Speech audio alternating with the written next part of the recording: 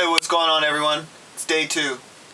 We tracked 2 songs yesterday, and today we're going to track 2 songs. But it's also my sister-in-law's birthday dinner, so we got to do it fast. But we've already set everything up, so we should be able to do it fast. And if we don't do it fast, I have to get divorced, because my wife's not going to be happy. But I'm really excited to record drums today.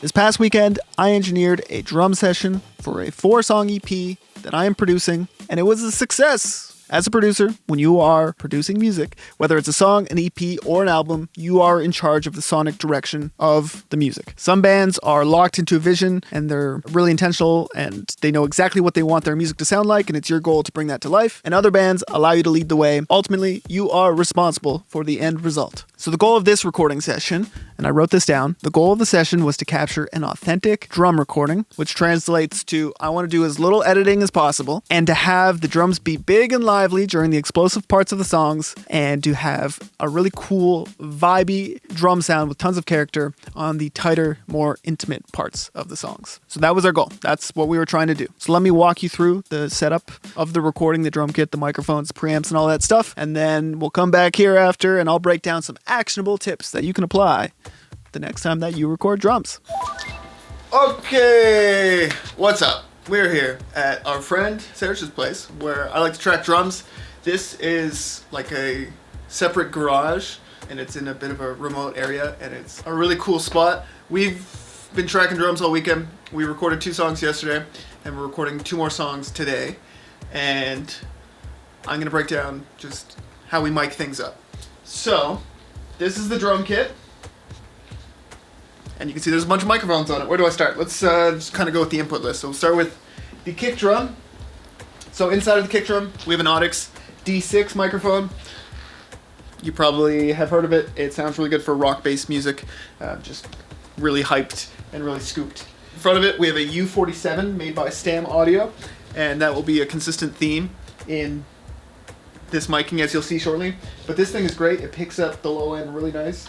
And while I've been just like playing with the faders, roughing in a rough mix, I've been using primarily that outside mic, which is great. So let's move on over to the snare here. We have 2 Shure SM57s. They're like Unidyne 57s, both of them. Actually gonna move this in. And so there's one here, there's one attached to this. Maybe not the best recording practice to have the bottom snare mic attached to the snare stand, but it's a bottom snare mic, and I like to worry about the more important things in life. I've always used 57s. They work. I know they are predictable, and yeah, it works for me.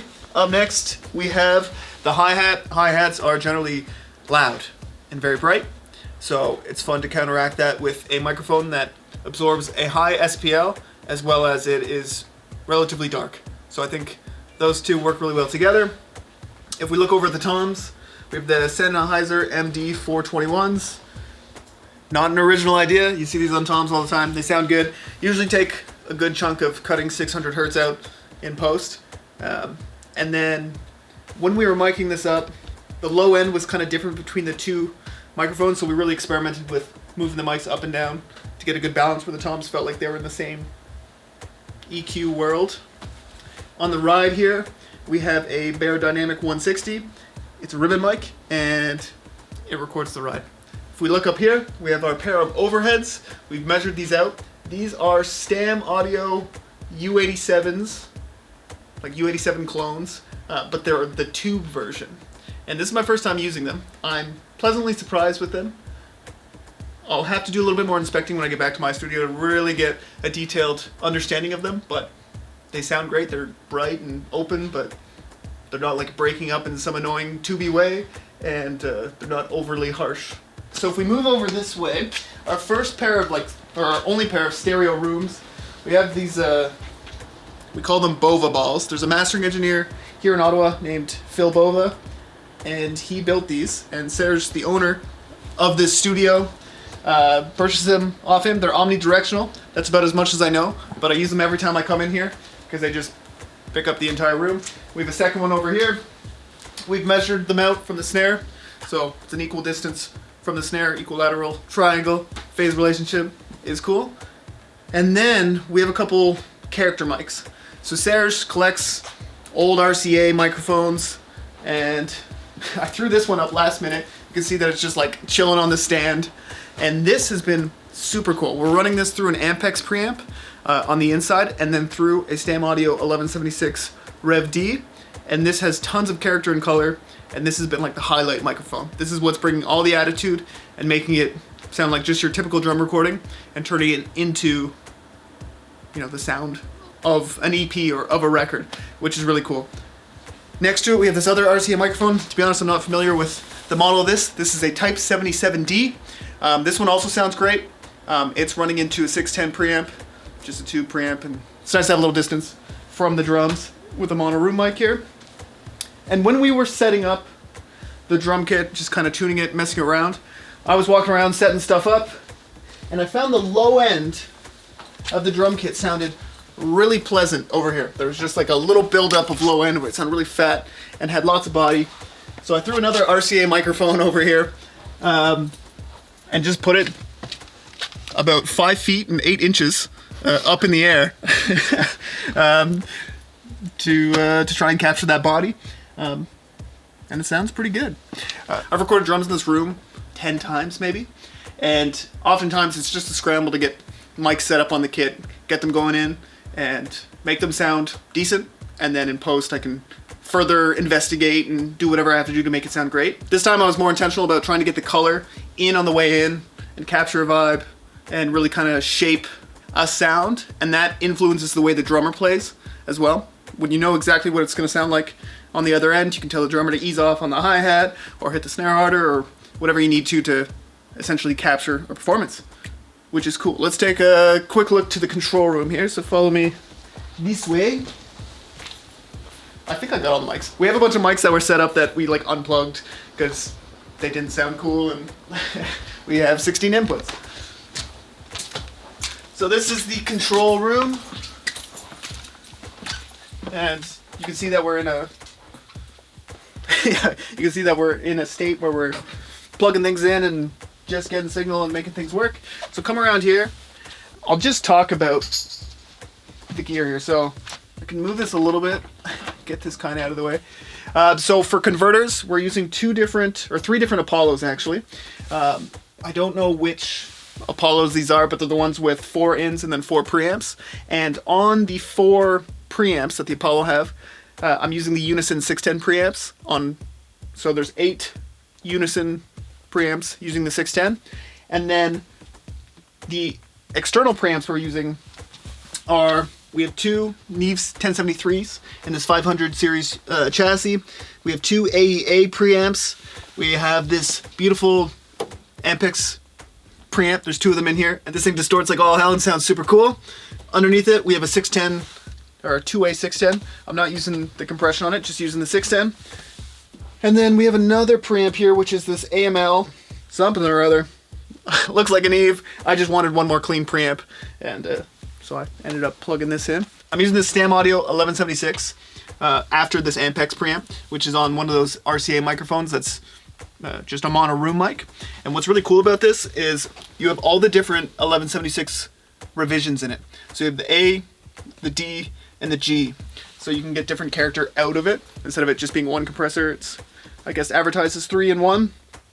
Personally, I haven't tested enough to really have an opinion on it, but it sounded really good on the D setting, and that's what we're working with. So here, let me play drums.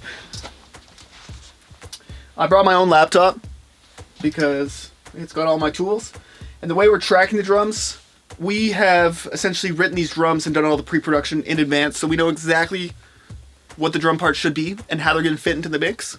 So we're able to record with all of that in mind. So you can see I have a bunch of tracks here, and it's because, for example, the verses of the song, we want a bit more mono character sound, and the chorus we want it to open up and be huge and have the stereo width. So here's what the intro sounds like. This was tracked last night.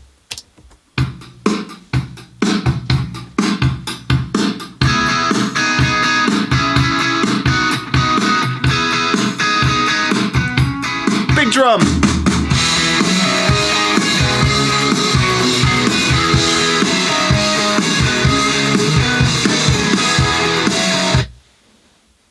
don't know how well that's going to translate, but the drums sound good, and we're working with Christian, who is the drummer, and he's been very patient with us. We've made him track over and over again, all with the goal of nailing the take.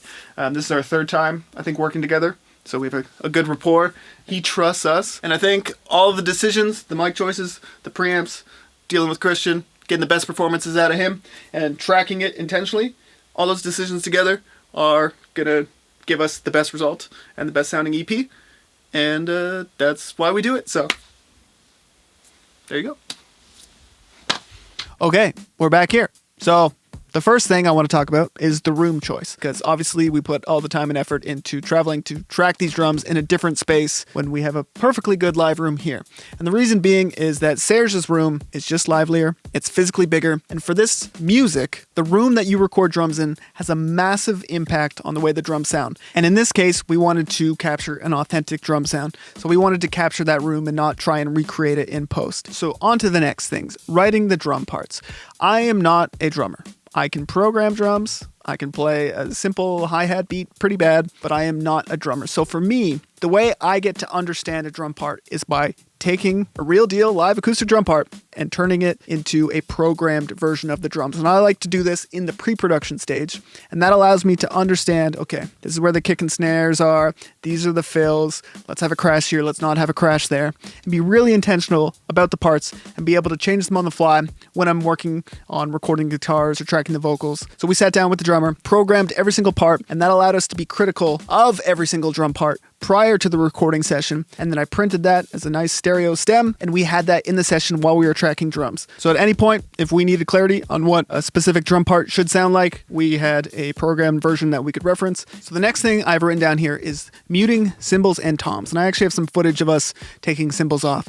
If we were recording a drum part that didn't have a specific cymbal, or there were no toms during that part, we would actually mute the toms or take the cymbals off, or have someone stand out there and mute a cymbal in between parts so that it's not resonating. The reason why we did this is because in the room mics, which we knew that we were going to be using very heavily, we didn't want those ringing out. So in these songs, there's lots of parts with just a kick, snare, and hi-hat beat.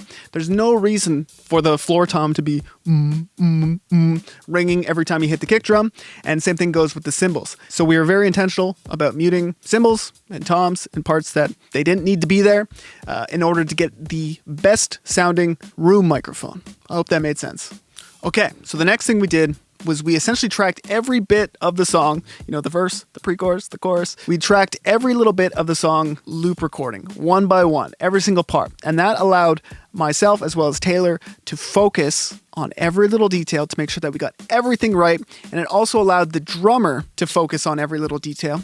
When you're playing the same part over and over again, it allows you to hyper-focus on every little detail to make sure that everything is locked in. We kept every single playlist, and we just kept playing and giving feedback until we got the final take, and then we moved on to the next part. So we were able to essentially have a very tight focus on like 20 seconds, 30 seconds of music, make sure we nailed it, and then once we nailed it, we moved on to the next part. So there you go. I hope that was valuable. Maybe you learned something. Maybe it's something to try out next time you record drums. There's Taylor.